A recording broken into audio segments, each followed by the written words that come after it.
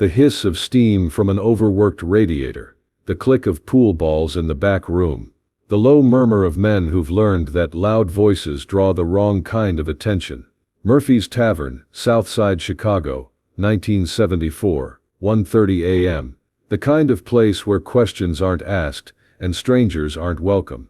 Charles Bronson sits alone at the end of the bar, black coffee cooling in a white ceramic mug. He's been driving for 8 hours straight, heading back to Los Angeles from a location scout in Detroit.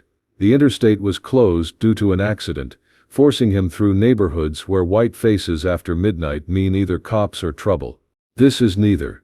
This is just a man who needs coffee and a moment to rest before the final push home. He wears a simple gray sweater, dark jeans, work boots that have seen real work.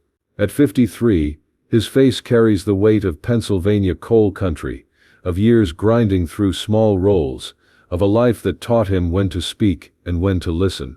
He listens now to the bartender's breathing, to the clink of glasses being cleaned, to the footsteps approaching from behind. 5 of them, heavy boots on worn linoleum, the shuffle of men who've been drinking but aren't drunk yet, the dangerous hour when alcohol gives confidence without taking coordination. They spread out, 2 at the bar, blocking his exit, 2 by the door, the leader directly behind him, close enough that Charles can smell the whiskey and hate coming off him like heat from a furnace. Well.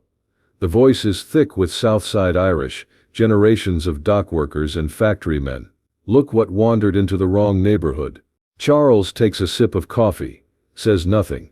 The mug is heavy, ceramic, substantial. He notes this without seeming to notice. You deaf movie man? Another voice, younger, eager to impress. Mickey's talking to you. Mickey. The leader. Charles files this away. Mickey O'Malley. Probably. One of a dozen Irish gangs that control different blocks of the South Side. Men who think territory matters more than sense. Nice car outside, Mickey says, moving closer. Expensive. Bet the wallet's expensive too. Charles turns slightly on his stool. Not to face them, just to acknowledge their presence. His coffee mug never leaves his hands. Gentlemen, he says quietly. I'm just having coffee. Don't want any trouble. Laughter. The kind that comes from men who've never met trouble they couldn't handle with numbers and violence. Trouble. Mickey slides onto the stool next to him. Nah, no trouble. Just a toll. Cost of doing business in our neighborhood. What kind of toll? Everything you got. Wallet, watch, keys to that fancy car. Charles nods thoughtfully, as if considering a reasonable business proposition. And if I say no? Mickey's grin shows teeth stained by coffee and cigarettes. Then we take it anyway. Along with whatever's left of that pretty movie star face. The others laugh. Move closer. Form a tighter circle. Charles counts them without looking. 5 heartbeats. 5 breathing patterns. 5 problems that need solving. Mickey, he says, still holding his coffee, can I ask you something? Make it quick. How many men have you robbed in here? Mickey's grin widens. Lost count, but you'll be the first movie star. And how many of them fought back? Smart ones didn't try. Charles nods. What about the stupid ones? Something in his tone makes Mickey pause. The eagerness in his voice fades slightly. What's that supposed to mean? Charles takes another sip of coffee. The mug is still warm in his hands, still solid, still useful. I mean, what happened to the men who said no? The ones who decided your toll was too high? Mickey's confidence wavers for just a moment. They learned different. Did they? Charles asks. Or did you learn something about assumptions? The tavern has gone quiet. Even the bartender has stopped cleaning glasses.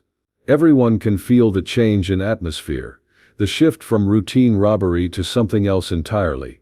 You threatening us? One of the younger men asks. Charles looks at him directly for the first time.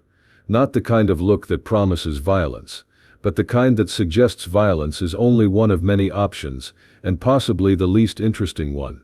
I'm asking questions, Charles says. Trying to understand the situation before I decide how to handle it. Handle it. Mickey laughs, but there's less confidence in it now. You're outnumbered 5-1. Handle what? Charles sets his coffee mug on the bar. Not pushing it away. Not abandoning it, just setting it down carefully, like a man who values what he has. You see 5 against 1, he says. I see 5 men who've never faced someone who doesn't scare. Everyone scares, Mickey says. But his voice has dropped. Do they? Charles asks. Because I grew up in Pennsylvania coal country. Father died in a mine when I was 10, 11 kids in a family, no money, no heat in winter.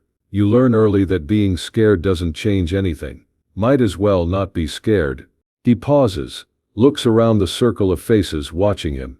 I served in World War II, tail gunner on a B-29, flew 35 missions over the Pacific, got shot at by professionals who knew their business. Men who weren't drunk in a Chicago bar. Men who weren't making assumptions about easy targets. The silence stretches. Someone shifts nervously. Leather creaks. A floorboard groans under shifting weight. 20 years in Hollywood. Getting rejected for being too ugly, too ethnic, too old. But I never quit, never backed down. Never let anyone make me feel like I didn't belong somewhere.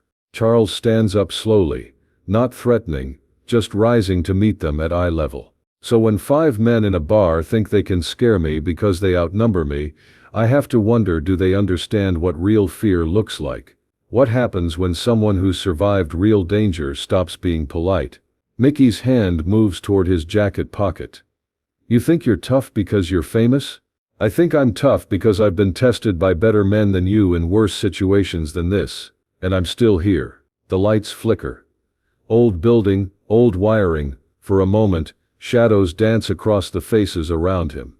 When the light steadies, something has changed. Charles hasn't moved. But somehow he seems larger, more present, more dangerous. Mickey pulls out a switchblade. Tough guy, huh? Let's see how tough. The blade opens with a metallic click.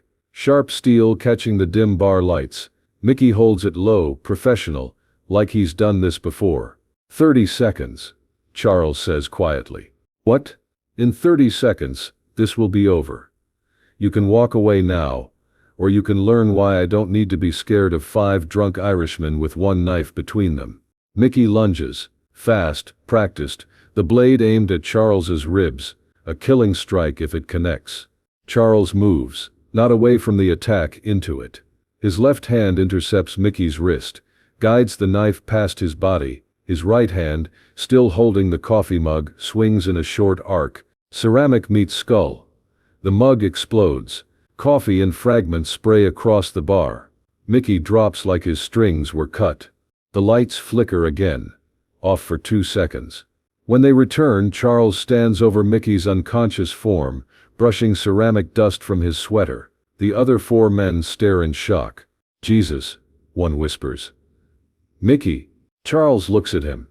He'll wake up with a headache and a lesson about assumptions. Same lesson available to all of you. The youngest one, maybe 19, pulls out a chain. You son of a bitch. He swings wild, angry.